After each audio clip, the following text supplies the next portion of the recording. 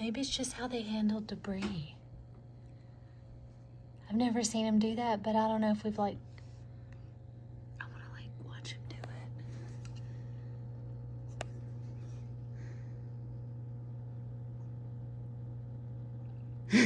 it. That is so neat.